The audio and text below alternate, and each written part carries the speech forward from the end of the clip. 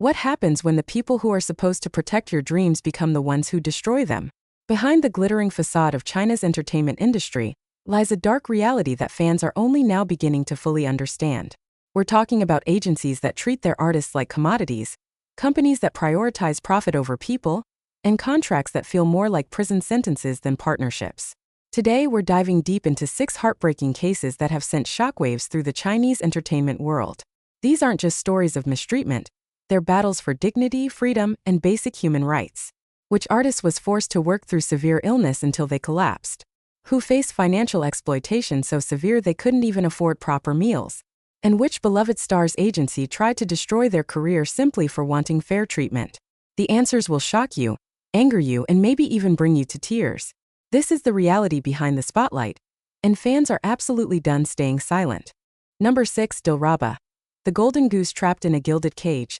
Dilraba Dilmurat, the stunning Uyghur actress who has captured millions of hearts across Asia, seemed to have it all: the beauty, the talent, the charisma that lights up every screen she graces. But behind that radiant smile and those successful dramas like Eternal Love and You Are My Glory lies a story that has left her fanbase absolutely furious with her management agency.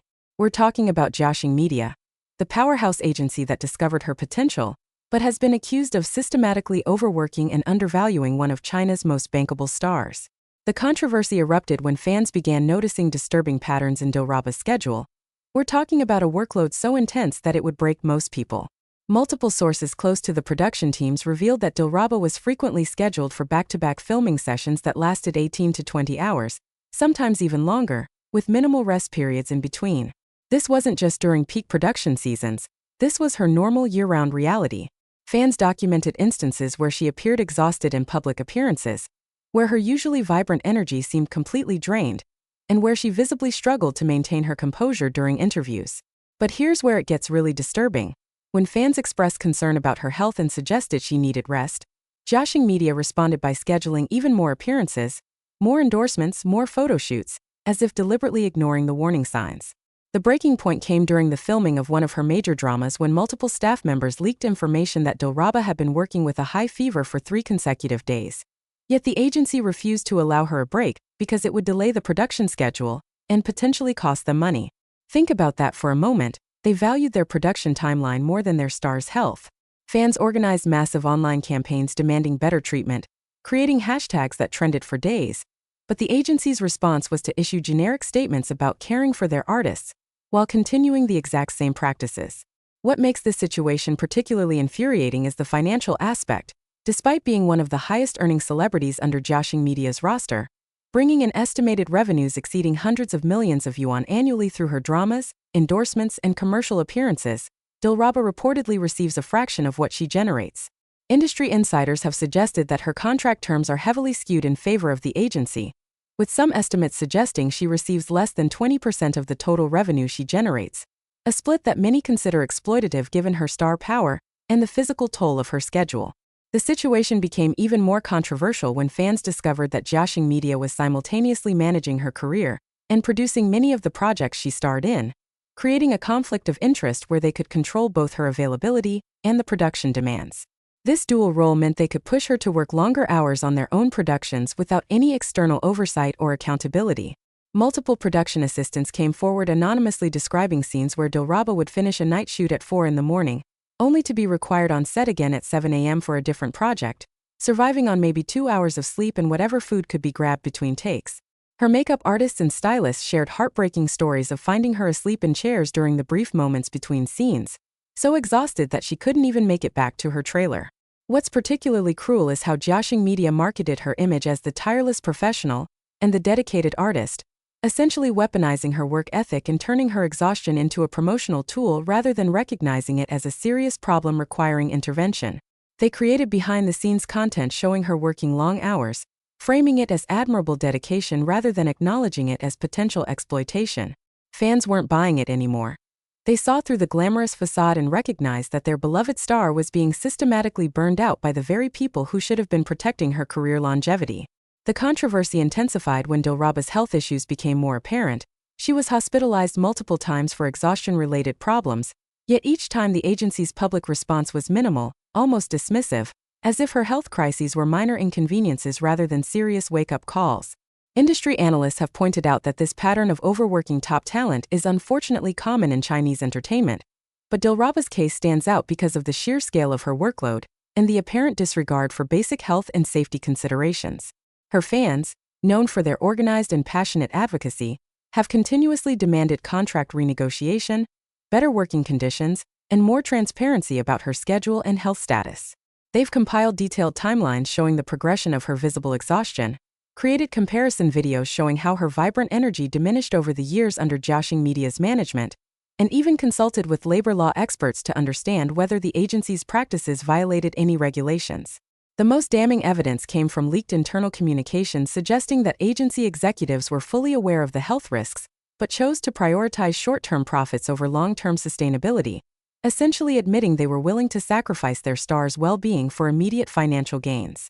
This revelation sent shockwaves through the fandom and the broader entertainment community, confirming what many had suspected, that Dilraba was being treated as a profit-generating machine, rather than a human being with limits and needs. Number 5. Su Kai. The rising star silenced by his own agency. Su Kai burst onto the Chinese entertainment scene like a meteor, his breakout role in Story of Yanqi Palace catapulting him from relative obscurity to household name status almost overnight. With his sharp features, undeniable screen presence, and acting chops that impressed even the harshest critics, he seemed destined for superstardom. But what should have been a smooth ascent to the top of the industry turned into a nightmare orchestrated by his own management agency. And when fans discovered what was really happening behind closed doors, their outrage exploded across social media platforms. We're talking about High Times Culture, the agency that held Su Kai's contract, and, according to numerous reports and fan investigations, systematically sabotaged his career at every turn. The first red flags appeared when fans noticed something bizarre. Despite Su Kai's massive popularity following Story of Yanqi Palace, he wasn't getting the high-profile projects that actors of his caliber and fan following typically receive. Industry insiders began whispering about something far more sinister than simple bad luck or poor project selection. What emerged was a pattern of deliberate career obstruction that left fans absolutely livid. Multiple entertainment journalists reported that High Times was turning down major drama offers and film opportunities on Su Kai's behalf without even consulting him, essentially making career-defining decisions without the artist's input or knowledge. Can you imagine working your entire life to achieve success, finally breaking through, only to have your own agency actively prevent you from capitalizing on that success? That's exactly what Su Kai faced. The situation became public knowledge when a prominent director revealed in an interview that he had specifically requested Su Kai for a major historical drama project with significant investment and guaranteed widespread distribution. But High Times rejected the offer, claiming scheduling conflicts, even though Su Kai's schedule was demonstrably clear during that production period. This wasn't an isolated incident. Fans began documenting a disturbing pattern where premium opportunities were being rejected, while Su Kai was simultaneously pushed into lower-budget productions with less exposure and significantly reduced compensation. The agency's motivations became clearer when financial analysts and entertainment industry experts began examining High Times' business model and discovered something shocking. The agency had financial interests and investment stakes in several smaller production companies, and they were essentially funneling Su Kai into projects where they could maximize their own profits rather than prioritizing his career development. They were using his star power to boost their subsidiary investments while simultaneously preventing him from taking on projects with competing production companies, even when those projects offered better compensation, greater exposure, and more artistic merit. This conflict of interest was so blatant that it sparked discussions about the need for stricter regulations in artist-agency relationships. But the mistreatment went far beyond just project selection. Fans uncovered evidence that High Times was also severely restricting Su Kai's public appearances and fan interactions, limiting his social media activity, and controlling his public image to a suffocating degree. Former staff members who left the agency anonymously shared stories about how Su Kai was discouraged from accepting variety show appearances that could have expanded his fanbase and increased his visibility, supposedly because the agency deemed them not prestigious enough. But the real reason appeared to be that these shows were hosted by networks that didn't have business relationships with High Times. The control extended to his personal brand endorsements as well, with reports suggesting that the agency rejected multiple lucrative endorsement deals from major international brands because they wanted to maintain exclusive relationships with certain Chinese brands that paid the agency additional management fees under the table. Think about the implications here. Su Kai was losing millions in potential earnings, while his agency pocketed extra fees from preferred partners. The situation reached a critical point when Sukai's fans organized one of the largest online protest campaigns in recent Chinese entertainment history, creating detailed documentation of every rejected project, every missed opportunity, and every instance where the agency's decisions seemed to prioritize their own interests over their client's career. They flooded social media with hashtags demanding contract termination and fair treatment. They sent formal complaints to industry regulatory bodies, and they even organized boycotts of projects associated with Haiyi Times subsidiary companies. The agency's response was to tighten their control even further, reportedly threatening Sukai with legal action and massive financial penalties if he spoke publicly about their relationship or attempted to break his contract. Industry lawyers examining the situation noted that Sukai's contract contained clauses that were potentially exploitative and possibly even legally questionable, including terms that gave the agency nearly complete control over his career decisions, allowed them to extend the contract duration unilaterally under certain circumstances, and imposed penalty fees for early termination that were so astronomically high they were clearly designed to be prohibitive. Several legal experts publicly stated that such contracts might constitute unfair business practices and called for regulatory reform. The psychological toll on Sukai became increasingly apparent as fans noticed changes in his demeanor during the rare public appearances the agency permitted. The once bright and energetic young actor appeared withdrawn, his eyes lacked their former sparkle, and he seemed to be going through the motions rather than genuinely engaging with his work or his fans. People close to the production crews of his projects shared concerning observations about how isolated he seemed, how he would arrive on set, perform his scenes professionally but mechanically, and then retreat immediately without the social interaction and creative collaboration that typically characterizes healthy working environments. The emotional and psychological impact of being trapped in a professionally abusive relationship was taking its visible toll. What made fans even angrier was discovering that Haiyi Times had been spreading negative information about Sukai to industry insiders, apparently attempting to control the narrative and reduce his market value, making it harder for him to negotiate better terms or find opportunities outside their control. Several entertainment reporters confirmed they had been contacted by representatives claiming to speak on behalf of sources close to the agency, spreading rumors about Sukai being difficult to work with, unprofessional, or unreliable, all of which were contradicted by actual directors, co-stars, and crew members who had worked with him and praised his professionalism and work ethic. This deliberate reputation sabotage represented a new low in agency misconduct. The breaking point came when leaked documents suggested that Haiyi Times was planning to loan Sukai out to various productions while taking massive commission fees that far exceeded industry standards, essentially treating him as a commodity to be rented out for maximum profit with minimal regard for the quality of projects or his career trajectory. Number 4. Tan Songyun. The beloved actress crushed by corporate greed. Tan Songyun, the petite powerhouse with the infectious smile and acting range that can make you laugh one moment and sob the next, has been a fixture in Chinese dramas for years, winning hearts with performances in hits like The Whirlwind Girl, Under the Power, and Begin Again. Her girl-next-door charm combined with serious dramatic chops made her one of the industry's most reliable and beloved actresses, the kind of talent that agencies should treasure and nurture. Instead, her agency Tengren Film treated her like an expendable asset, and when the full scope of their mistreatment came to light, fans didn't just get angry, they launched a crusade for justice that exposed some of the ugliest practices in Chinese entertainment management.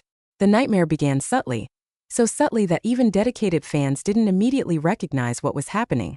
Tan Songyun had been with Tengren Film since early in her career, signing what she believed was a mutually beneficial partnership that would support her growth as an artist. For years, things seemed relatively normal. She worked steadily, built her reputation, and developed a loyal fan base. But as her star rose and her market value increased dramatically, the agency's true nature revealed itself in the most devastating ways. The first major controversy erupted when fans discovered that despite Tan Songyun's rising popularity and the commercial success of her dramas, she was living in surprisingly modest conditions, notably more modest than her contemporaries with similar levels of fame and project success. Entertainment finance analysts who track celebrity earnings based on project budgets, endorsement deals, and appearance fees estimated that Tan Songyun should have been earning tens of millions of yuan annually, yet her lifestyle suggested she was receiving far less than expected. This discrepancy sparked investigations by dedicated fan groups who began meticulously tracking her contract terms, payment structures, and the agency's financial arrangements. What they uncovered was absolutely horrifying. Tengren Film had locked Tan Songyun into a contract with revenue-sharing terms that were not just unfavorable but borderline predatory. with some reports suggesting the agency was taking upwards of 70 to 80% of her earnings, while providing minimal management services in return. To put this in perspective, industry standards typically see agencies taking 20 to 30%, maybe 40% for newer artists who require significant investment and development. But Tan Song-yoon was an established actress generating millions in revenue, and yet she was being compensated like a trainee. The situation became even more outrageous when investigative entertainment journalists discovered that Tangren Film was engaging in a practice known as double-dipping, where they would charge production companies their management fee for providing Tan Song-yoon's services, then separately deduct their commission from her payment, essentially getting paid twice for the same transaction. When confronted with this information through carefully worded media inquiries, the agency provided vague, non-denial denials that only confirmed suspicions. But the financial exploitation was just the beginning of this nightmare. Fans began documenting a pattern where Tan Song-yoon was being systematically denied opportunities to expand her career beyond acting, specifically in areas like variety shows, reality programs, and brand endorsements that could have significantly increased her income and public profile. Multiple variety show producers came forward stating they had repeatedly invited Tan Song-yoon to participate in their programs, offers that came with substantial appearance fees and would have exposed her to broader audiences. But Tangren Film consistently declined these opportunities with various excuses. The real reason became apparent when insiders revealed that the agency viewed variety shows as distractions that didn't generate sufficient revenue for them personally, since variety show payments are typically more straightforward with less room for the agency to manipulate the financial arrangements. They wanted Tan Song-yoon focused exclusively on dramas where they could control more of the financial flow and maintain their exploitative revenue split. The cruelty of this strategy cannot be overstated. They were actively limiting her earning potential and career growth to maintain their own control and profit margins. Then came the revelations that truly set the fandom ablaze with fury. During what should have been one of the most difficult periods of Tan Song-yoon's life, following the tragic death of her mother in a car accident in 2020, Tangren Film's response was not support, compassion, or understanding. It was pressure to return to work as quickly as possible. Multiple sources close to the actress revealed that while she was still deep in grief, processing an unimaginable loss, the agency was already scheduling her for new projects and public appearances, apparently more concerned about maintaining their revenue stream than allowing their artist time to heal emotionally and psychologically. Fans who had been following her career closely noticed that she returned to work with alarming speed after the tragedy, appearing in projects and at events with a forced smile that didn't reach her eyes, her grief visible to anyone paying attention. Later revelations suggested that the agency had used contractual obligations and financial penalties as leverage to push her back into work, essentially holding her emotional well-being hostage to their business interests. This wasn't just exploitation, it was cruelty of the highest order. The contract disputes escalated when Tan Song-yoon, finally reaching her breaking point, began exploring options to terminate her relationship with Tangren Film. That's when the agency showed its truly vicious side. They threatened her with astronomical penalty fees, reportedly demanding hundreds of millions of yuan if she attempted to break her contract, some so enormous that even a successful actress would struggle to pay them. These penalty clauses appeared designed not as reasonable protection for the agency's investment, but as financial imprisonment, ensuring that artists could never afford to leave no matter how exploitative the relationship became. Entertainment lawyers who reviewed similar contract structures publicly stated that such penalty terms might constitute unconscionable contracts that courts should not enforce, but the legal battle required to challenge them would be lengthy, expensive, and emotionally draining, which was precisely the point. The agency was betting that artists would choose to suffer in silence rather than face years of legal warfare. But Tangren Film's mistreatment extended beyond just financial and contractual abuse. They also engaged in what fans documented as systematic career sabotage when Tan Song-yoon began asserting herself more forcefully. Industry insiders reported that the agency started spreading negative information to casting directors and producers, suggesting that Tan Song-yoon was becoming difficult, demanding, or unprofessional, accusations that were transparently false to anyone who had actually worked with her. Directors and co-stars consistently praised her professionalism, work ethic, and collaborative spirit, making it obvious that these rumors were fabricated to damage her reputation and reduce her bargaining power. This is a classic abuse tactic. When the victim tries to escape, the abuser attempts to destroy their credibility and isolate them from support systems. The agency was literally trying to ruin her career to maintain control over it. Fans organized massive support campaigns, not just online but taking their complaints to regulatory bodies, filing formal grievances about the agency's practices, and even staging physical protests outside Tangren Film's offices. They created detailed timelines documenting every instance of mistreatment, every rejected opportunity, every example of financial exploitation, building a case that was impossible to ignore. Number 3. Liu Yuning, the vocalist turned actor betrayed by broken promises. Liu Yuning's journey to stardom reads like a fairy tale, a rock band vocalist performing in bars and small venues who suddenly captured the internet's attention with his powerful voice and charismatic covers of popular songs, eventually transitioning into acting where he proved he had far more than just a pretty face and a golden voice.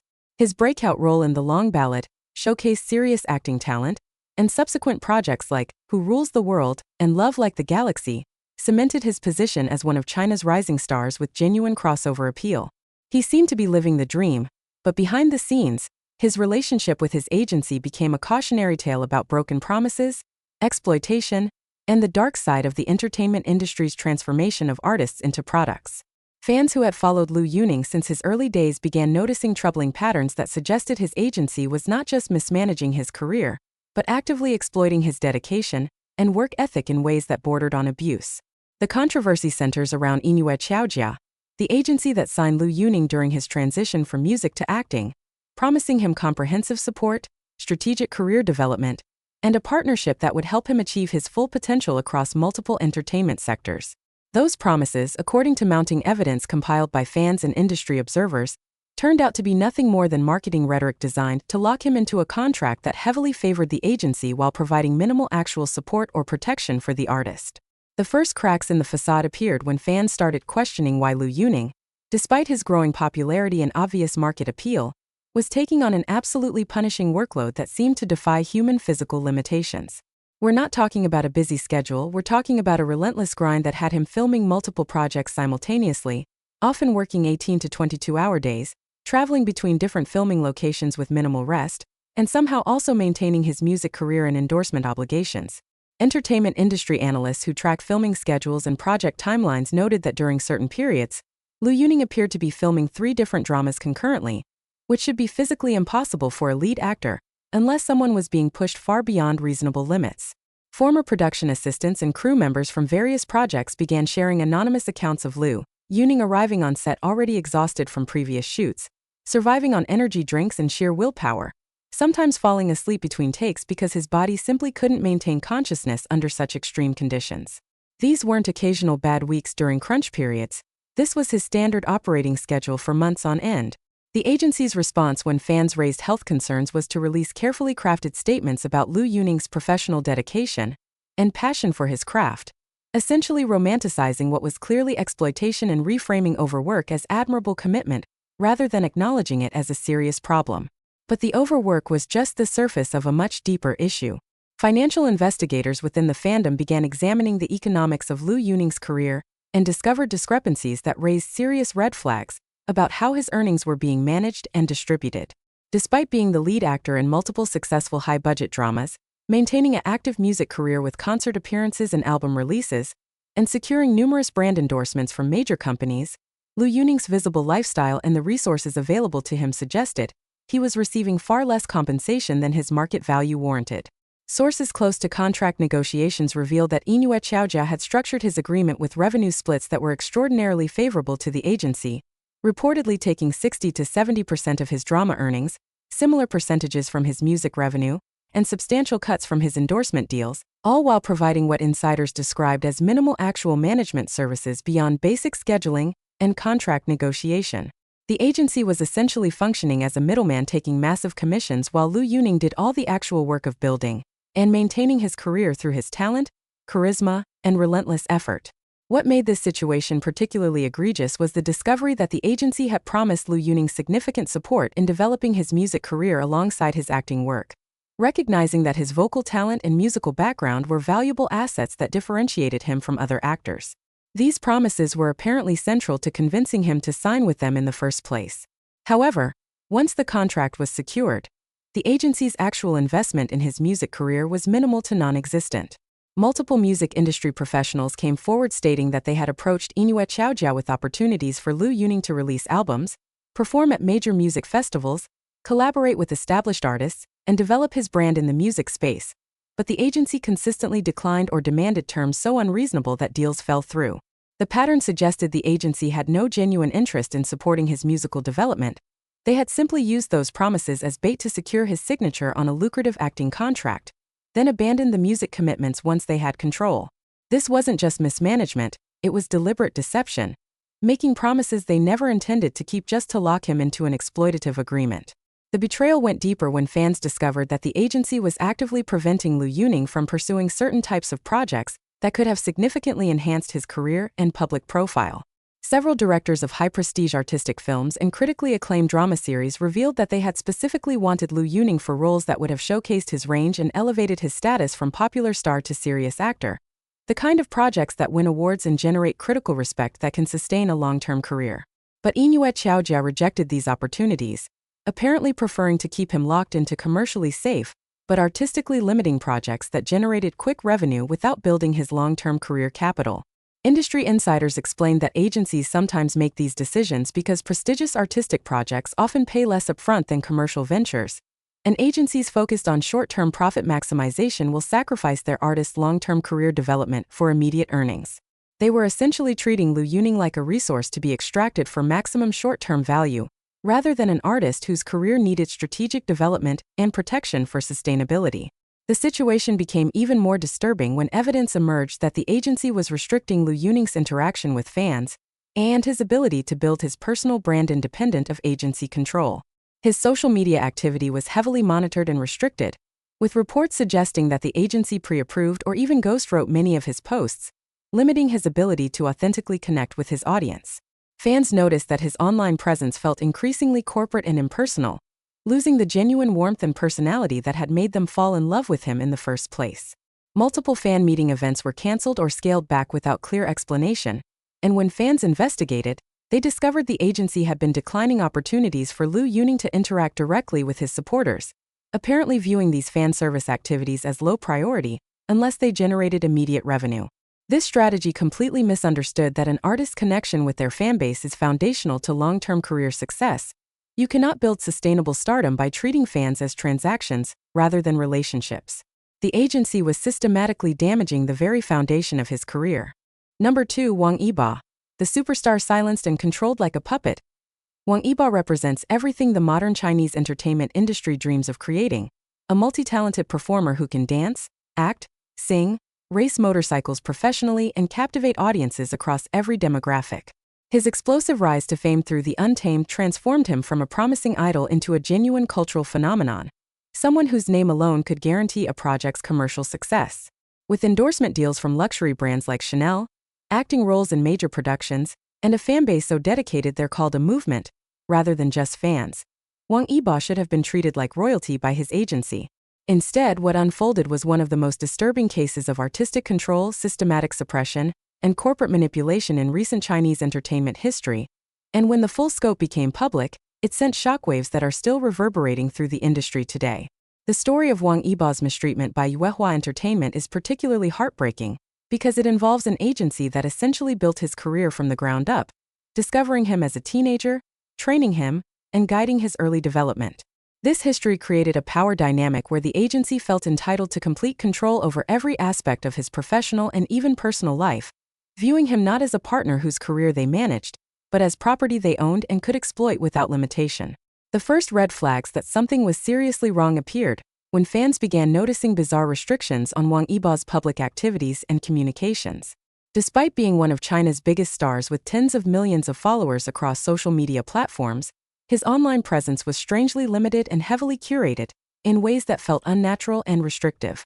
Entertainment journalists investigating the situation discovered that Yuehua Entertainment maintained iron-fisted control over Wang Yiba's social media accounts, allegedly requiring pre-approval for every post, limiting his ability to interact spontaneously with fans, and even preventing him from publicly supporting causes or expressing opinions on topics they deemed potentially controversial or commercially risky.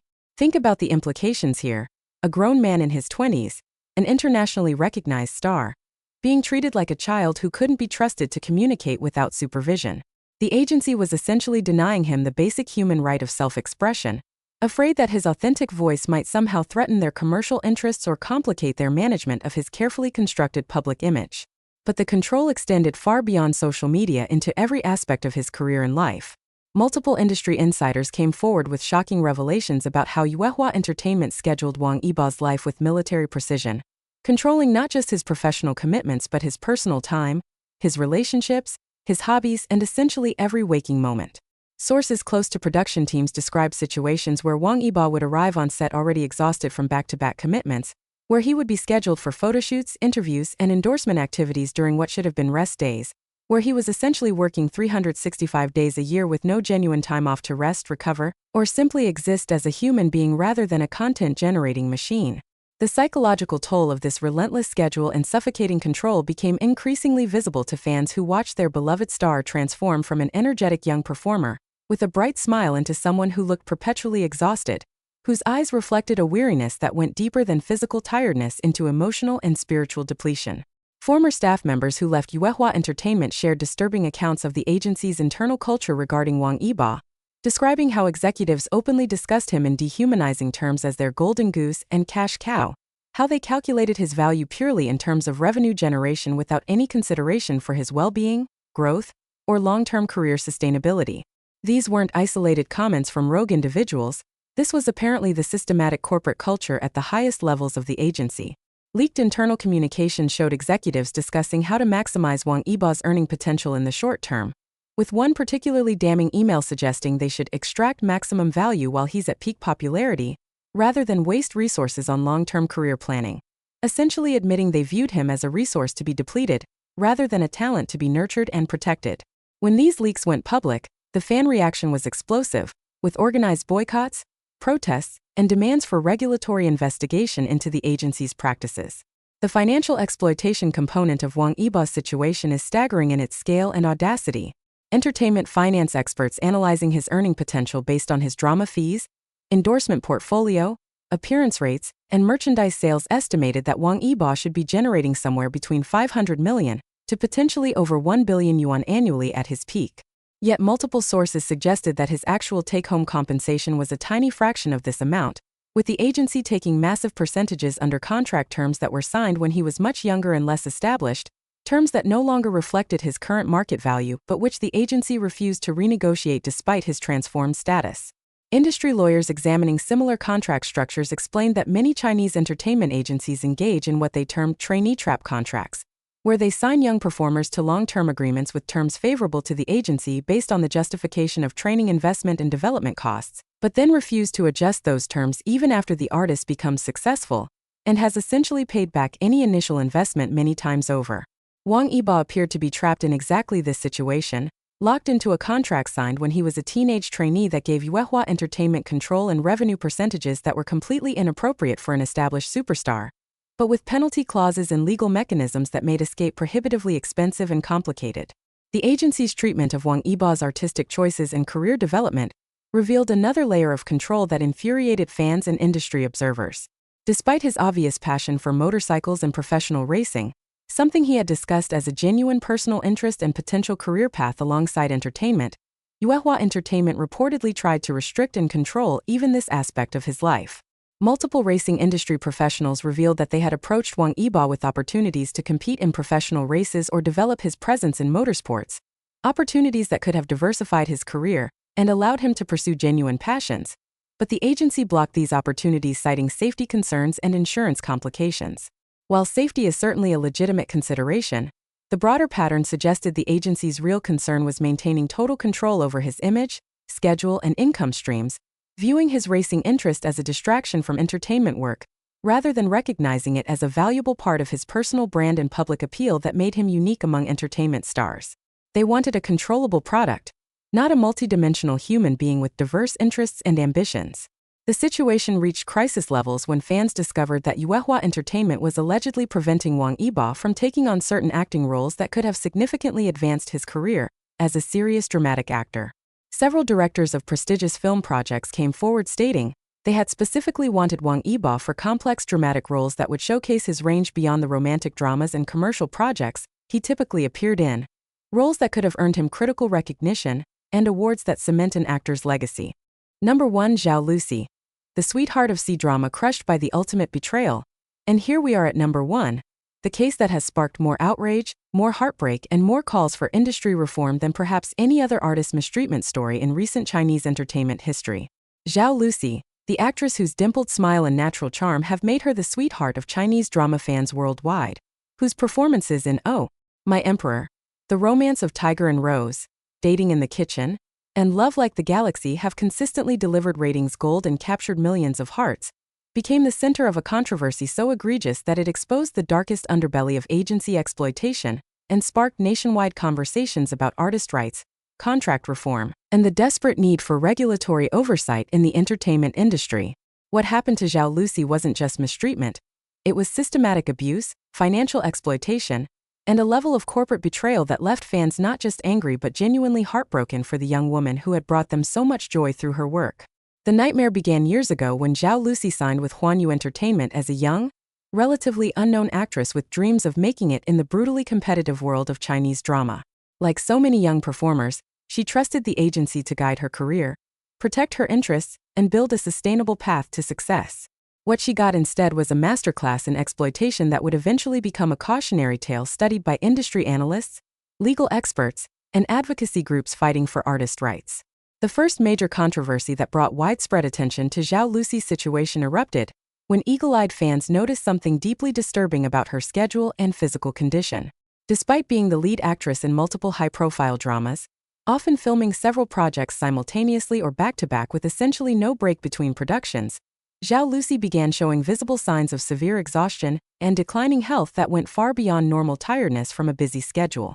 We're talking about dramatic weight loss that left her looking gaunt and unhealthy on screen, dark circles under her eyes that makeup could barely conceal, moments during live broadcasts where she appeared to zone out or struggle to maintain focus, and instances during filming where crew members reported she had collapsed from exhaustion and had to be given emergency medical attention.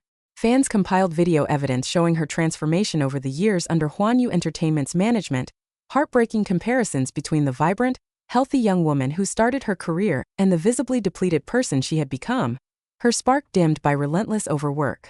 But the agency's response to growing fan concern about her health was not to reduce her workload or prioritize her well-being.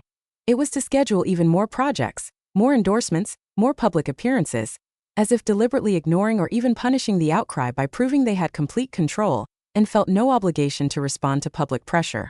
Multiple production insiders came forward with disturbing accounts of Zhao Lusi's working conditions on various sets, describing situations that bordered on inhumane.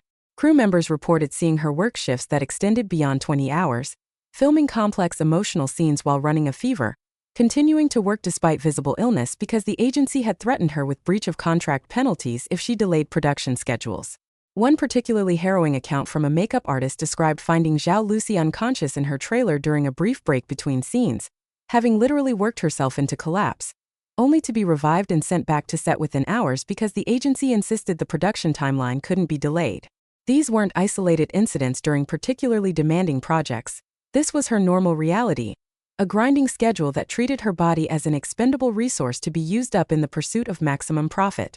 The revelation that Huanyu Entertainment was aware of her deteriorating health but chose to prioritize production schedules and revenue over her well-being sparked massive outrage, with fans organizing some of the largest protest campaigns in Chinese entertainment history, demanding intervention from regulatory authorities and calling for criminal investigations into what they characterized as systematic abuse. Then came the financial revelations that transformed fan anger into pure fury and revealed the true depth of the exploitation Zhao Lusi had endured. Investigative journalists working with financial analysts began examining the economics of Zhao Lusi's career, tracking her drama projects, endorsement deals, appearance fees, and the estimated revenue she generated for her agency. The numbers were staggering. Industry estimates suggested that Zhao Lusi was generating hundreds of millions of yuan annually through her various activities, making her one of the most bankable actresses in Chinese entertainment. Her dramas consistently achieved high ratings and strong commercial performance. Her endorsements were with major brands paying premium rates, and her public appearances commanded substantial fees. Yet despite generating this enormous revenue, multiple sources close to the situation revealed that Zhao Lusi was receiving a shockingly small percentage of her own earnings, with some estimates suggesting she saw less than 15 to 20% of the total value she created, with the rest flowing to Huanyu Entertainment under contract terms that were increasingly being characterized by legal experts as potentially exploitative and possibly even legally unenforceable if properly challenged. The contract she had signed as a young, inexperienced actress with limited bargaining power had locked her into terms that gave the agency nearly complete control over her career decisions and an unconscionable share of her earnings, terms that reflected neither her current market value nor any reasonable definition of fair partnership. But the financial exploitation went even deeper and darker than simple unfavorable revenue splits.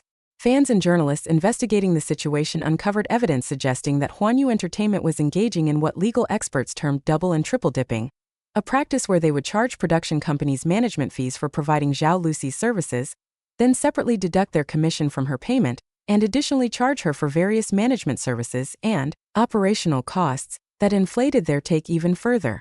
They were essentially finding multiple ways to extract money from every transaction, maximizing their profit while minimizing what actually reached Zhao Lucy despite her being the talent generating all the value. Former agency employees who left the company shared anonymous accounts of internal financial practices that suggested systematic exploitation, describing how executives would openly discuss strategies for maximizing their cut of Zhao Lucy's earnings, how they would deliberately structure deals in complicated ways that obscured the true financial split, and how they would use accounting techniques to hide the real revenues from the artist herself. One particularly damning testimony from a former financial administrator described seeing internal documents that showed the agency was collecting revenues that Zhao Lucy apparently didn't even know about, including back-end profits from drama sales and licensing deals that the actress had never been informed of or compensated for, suggesting not just exploitation but potentially outright fraud.